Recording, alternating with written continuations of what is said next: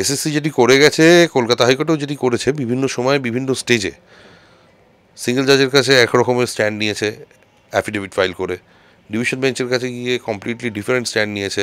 আবার সেই সময় সেই মামলাগুলি থেকে যখন এসএলপিতে সুপ্রিম কোর্টের কাছে শুনানিতে গেছে, তখন সুপ্রিম কোর্টের কাছে গিয়ে আবার আর এক রকমের স্ট্যান্ড নিয়েছে। তো ওদের তো কোনো একটা পার্টিকুলার স্ট্যান্ড নেই, ওদের কাজ হচ্ছে একটাই, সেটা হচ্ছে যত সম্ভব আরও জিনিসটাকে গুলিয়ে দেওয়া। প্রাইমারি শুরু থেকে শেষ পর্যন্ত পুরোটাই বলতে পারেন আপনি হচ্ছে মানে ইট ইজ টেন্টেড আর কি, the entire process is tainted with corruption, পুরোটাই করাপ্ট আর কি। 2016 সালের পুরো প্যানেলটাই বাতিল করে দেওয়া হয়েছিল, হাইকোর্ট যে রায় দিয়েছিলেন। তারপরে সুপ্রিম কোর্ট 16ই জুলাই পর্যন্ত সেই রায়কে স্টে করা হয়েছে। এবং আজ এই নিয়ে কথা বলবো আইনজীবী বিল্লদল ভট্টাচার্যের সঙ্গে। স্যার, 7ই মে থেকে 16ই জুলাই পর্যন্ত স্টে করা হলো, এতটা সময় নেওয়া হলো কেন? নির্বাচনের জন্য কি একটু বেশি সময় নিয়ে নেওয়া হলো? না না, সুপ্রিম কোর্ট আপনি যদি শোনেন মামলাটি, যদি লাইভ স্ট্রিমিং যেটা দেখানো হয়েছিল, তাতে মাননীয় বিচারপতিরা যখন শুনছিলেন তারা বলেছিলেন হচ্ছে এই মামলাটি অত্যন্ত এক্সপিডিশিয়াসলি বিচার করতে হবে। তো তাই জন্যেই এটিকে 16ই জুনে রেখেছে, না 16ই জুলাইতে রেখেছে। কেননা সুপ্রিম কোর্টে দিল্লিতে যেটা হয়, কলকাতা হাইকোর্টে যেরকম গ্রীষ্মের অবকাশ যেটা, সেটা অত্যন্ত ছোট একটি পিরিয়ডের জন্য হয়, 13-14 দিনের ছুটি থাকে আমাদের কলকাতা হাইকোর্টে।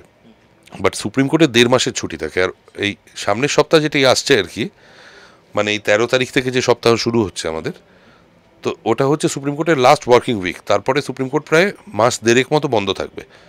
তো যার জন্যে এরা মোটামুটি যেভাবে ফিক্স করেছেন ম্যাটারটি, তাতে আদালতে ফাংশনিং আবার মানে অবকাশের পরে আবার শুরু হলেই আর কি, বিচার প্রক্রিয়া সমস্ত শুরু হলেই যাতে মামলাটি শুনানির জন্য আসে। মানে স্যার, গ্রীষ্মকালীন ছুটির জন্য এটা একটু পিছিয়ে গেছেন। কিন্তু স্যার, একটা প্রশ্ন অবশ্যই করব, যে সুপ্রিম কোর্টে যে জানানো হলো, কমিশন জানালো যে 19,000 যোগ্য চাকরি প্রার্থী রয়েছে এবং বাকিরা অযোগ্য, এবং সেই চাকরি প্রার্থীদের মানে তালিকা দেবে কমিশন। কিন্তু কিভাবে দেবে? ওএমআর সিট সেটা নেই, প্রিন্ট কপি যেটা স্ক্যান কপি বলা হয় সেটাও নেই। তাহলে মানে কোন বিচারে এটা বাছাই করা হবে যে 19,000 যোগ্য চাকরি? দেখুন, আমি এই অন্যান্য বেশ কিছু চ্যানেলেও যারা আমার বক্তব্য জন্য এসেছিলেন আমার কাছে, তাদেরকেও বলেছি এসএসসি কি বলছে তার উপরে কোনো জোর বা তার উপরে ইনফ্যাক্ট কোনো গুরুত্ব তার প্রতি না দেওয়াটাই বেটার। কেননা এসএসসি যেটি করে গেছে, কলকাতা হাইকোর্টেও যেটি করেছে, বিভিন্ন সময় বিভিন্ন স্টেজে সিঙ্গেল জাজের কাছে একরকমের স্ট্যান্ড নিয়েছে অ্যাফিডেভিট ফাইল করে, ডিভিশন বেঞ্চের কাছে গিয়ে কমপ্লিটলি ডিফারেন্ট স্ট্যান্ড নিয়েছে। আবার সেই সময় সেই মামলাগুলি থেকে যখন এসএলপিতে সুপ্রিম কোর্টের কাছে শুনানিতে গেছে, তখন সুপ্রিম কোর্টের কাছে গিয়ে আবার আর এক রকমের স্ট্যান্ড নিয়েছে। তো ওদের তো কোনো একটা পার্টিকুলার স্ট্যান্ড নেই, ওদের কাজ হচ্ছে একটাই, সেটা হচ্ছে যত সম্ভব আরও জিনিসটাকে গুলিয়ে দেওয়া, যাতে আরও বেশি দেরি হয়। ওদের কাজই হচ্ছে দেরি করানো, যাতে সত্যটা সামনে না আসে। একটি অথরিটির তো কাজ হচ্ছে সত্যের জন্যে বা সত্যের সাথে থাকা, একটা স্ট্যাটিউটারি বডি।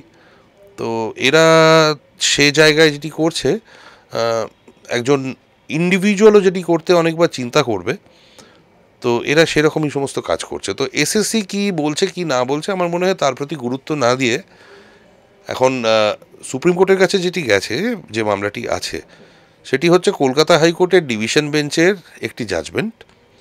সেই জাজমেন্টের থেকে স্পেশাল লিভ পিটিশন ফাইল করে সেই জাজমেন্টের মধ্যে কোনো ত্রুটি আছে কি না সেই পয়েন্টের জন্য গেছে। সংবিধানের আপনি যদি ধারা 136 দেখেন, তাতে স্পেশাল লিভ টু অ্যাপিলের প্রভিশনটি আছে। তার সিস্টেম হচ্ছে যে এসএলপি যখন শুনানি হয়, প্রথমে আপনার অ্যাডমিশন হিয়ারিংয়ের জন্য আসে আর কি। অ্যাডমিশন যদি হয়, যদি অ্যাডমিটেড হয় এসএলপি, তখন নোটিশ ইস্যুড হয়, স্টে দেয়, তারপরে হিয়ারিংয়ের জন্য ম্যাটারটি আসে। তো এখন জাস্ট প্রথম প্রক্রিয়াটি হয়েছে, এসএলপিটি অ্যাডমিটেড হয়েছে বলে ইস্যু নোটিশ হয়েছে, আর স্থগিতাদেশটা দেওয়া হয়েছে। দেখুন, এটা তো অত্যন্ত একটা কমন সেন্সের ব্যাপার। আমি আপনাকেই বোধহয় বলেছিলাম, আপনার চ্যানেল যখন ওই কলকাতা হাইকোর্টের জাজমেন্টের পরেই আপনি আমার ইন্টারভিউ নিয়েছিলেন, আমার রিয়াকশনস নিয়েছিলেন, আমি তখন বলেছিলাম যে এটি বোধহয় এসএলপি তো হবেই, অ্যান্ড এসএলপি হলে সম্ভবত স্টেও হবে ইনিশিয়ালি। কেননা যদি স্টে না হয়, তাহলে যেহেতু এই 26,000 জনের চাকরি ইনভলভড আছে, তারা স্টে চাইছে, কেননা মানে তারা এসএলপিতে আসছে যে তাদের চাকরি চলে যাচ্ছে সেই জন্যে। তো যদি অ্যাডমিটেড হয় কিন্তু স্টে না হয়, যদি তাদের চাকরি চলে যায় অলরেডি, তাহলে তো মামলাটি ইনফ্রাকচুয়াস হয়ে যাবে। তো হয়তো ইনিশিয়ালি স্টেও হবে, কিন্তু আলটিমেটলি হয়তো সুপ্রিম কোর্ট, আমি তখনও যেটা বলেছিলাম সেটা এখনও মনে করি, হয়তো সুপ্রিম কোর্ট ক্যালকাটা হাইকোর্টের ডিভিশন বেঞ্চের যে জাজমেন্টটি আছে সেটিকেই অ্যাফার্ম করবে। তো আমার আমার আমার এটাই ধারণা, আমার এক্সপিরিয়েন্সের থেকে আমার সেটাই মনে হয়।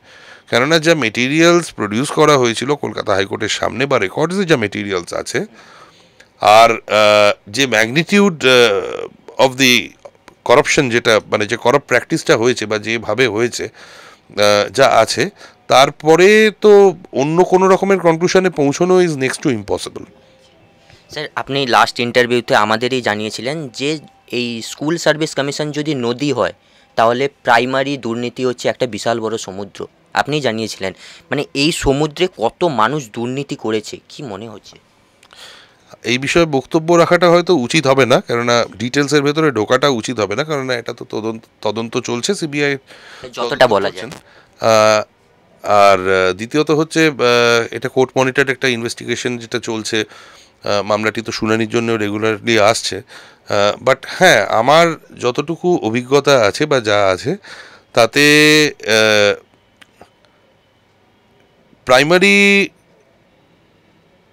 প্রাইমারি শুরু থেকে শেষ পর্যন্ত পুরোটাই বলতে পারেন আপনি হচ্ছে মানে ইট ইজ টেন্টেড আর কি, the entire process is tainted with corruption, পুরোটাই করাপ্ট আর কি। এর বেশি আমি বলতে পারবো না, কেননা আপনারা জানেন, আমি আগেও বলেছি, আমি একটি সময় সিবিআইকে রিপ্রেজেন্ট করতাম, যার জন্যে ইনফ্যাক্ট বহু মানুষ আমার সাথে এই এসএসসি বা প্রাইমারির মামলা নিয়ে যোগাযোগ করছেন আর কি। আমি তাদের প্রত্যেককেই বলছি আর কি যে দেখুন, যেহেতু এক সময় আমি এই মামলাগুলিতে অ্যাপিয়ার করেছি সিবিআইয়ের হয়ে, আমি এসএসসি বা প্রাইমারির কোনো মামলাই আমি না কোনো মামলাতে অ্যাপিয়ার করছি, আমি না কোনো মামলাতে কোনো পরামর্শ দিচ্ছি। আমাকে অনেকে জিজ্ঞেস করছেন আর কি যে আমি যদি তাহলে অন্য কোনো ভালো লয়ারকে রেকমেন্ড করি। আমি প্রত্যেককেই একটি কথা বলছি যে কলকাতা হাইকোর্টে প্রচুর ভালো ভালো লয়ার আছেন, খোঁজ করলে তারা পেয়ে যাবেন। আমি কোনো কাউকে রেফারও পর্যন্ত করছি না, আমি প্রিন্সিপালি এথিক্যালি মনে করি এটাই করা উচিত আর কি। তো সেই রেফারেন্সেই বলছি। তো আমি যেহেতু অনেকগুলো রিপোর্ট আমার থ্রু দিয়ে ফাইল করা হয়েছিল সেই সময় সিবিআইকে আমি যখন রিপ্রেজেন্ট করতাম, তাতে আমি যা বুঝতে পেরেছিলাম, তাতে প্রাইমারিটি আরও অনেক বৃহৎ আকারের। অ্যান্ড আপনারা তো জানেনই যে প্রাইমারি স্ক্যাম, এসএসসি স্ক্যাম আর মিউনিসিপ্যাল স্ক্যাম, যেটা তার মধ্যে অনেকগুলো কমন অ্যাঙ্গেলস আছে, কমন যোগাযোগের ব্যাপার আছে, কমন মাধ্যম আছে আর কি, যার জন্য তারপরে মিউনিসিপ্যাল স্ক্যামটাকেও সিবিআইকে বলা হয় হচ্ছে তদন্ত করতে। তো এটা একটা হিউজ নেটওয়ার্ক অফ করাপশন আর কি, যেখানে পাবলিক এমপ্লয়মেন্টকে এইভাবে এরম নোংরাভাবে বিক্রি করা হয়েছে, করে আজকে এইরকম একটা আনরেস্ট ক্রিয়েট করে দেওয়া হয়েছে আর কি। তো স্যার, এই বৃহৎ, আপনি বলছেন বৃহৎ দুর্নীতি, বৃহৎ জাল, এই জাল কি কোনো দিন মানে পর্দা ফাঁস করা যাবে না? দেখুন, পর্দাফাঁস হয়ে গেছে তো বটেই, পর্দাফাঁস হয়েছে বলেই তো ইনফ্যাক্ট সিবিআই তদন্ত করছে, কোর্ট মনিটর করছে। তো পর্দাফাঁস তো নিশ্চয়ই হয়ে গেছে। এবার আপনি পর্দাফাঁস করতে বলতে আর কি বলতে চাইছেন? মানে চার্জশিট ফাইল্ড হয়েছে, প্রাইমারিতে ফাইল্ড হয়েছে চার্জশিট, এখন ফার্দার ইনভেস্টিগেশন করছে সিবিআই। এসএসসিতে তো চার্জশিট ফাইল্ড হয়েও গেছে, তারপরেও মহামান্য সুপ্রিম কোর্ট নির্দেশ দিয়েছে হচ্ছে যে সুপারনিউমারিটির জায়গাটাকে নিয়েও তদন্ত চালিয়ে যেতে, কিন্তু কোনো প্রেসিপিটেট অ্যাকশন না নিতে আর কি, মানে বেসিক্যালি কোয়ার্সিভ অ্যাকশন, মানে যাতে অ্যারেস্ট না করা হয় আর কি। তো এর থেকে বেশি পর্দাফাঁস আর কী হতে পারে? যেখানে প্রাইমারিতেও আপনি দেখছেন যে অনেক ইনফ্লুয়েন্সিয়াল লোকজন, তারাও অ্যারেস্টেড হয়ে তারাও আজকের দিনে জেলে আছে। তো এরপরে আর পর্দাফাঁস বলতে কী হতে পারে? শুনলাম আমরা আইনজীবীর কথা। ক্যামেরায় গৌতমের সঙ্গে সুমন, চ্যানেল হিন্দুস্তান। বিভিন্ন বিষয়ে ভিডিও পেতে চ্যানেল হিন্দুস্তানের ইউটিউব চ্যানেল সাবস্ক্রাইব করুন www.youtube.com/channelhindustan।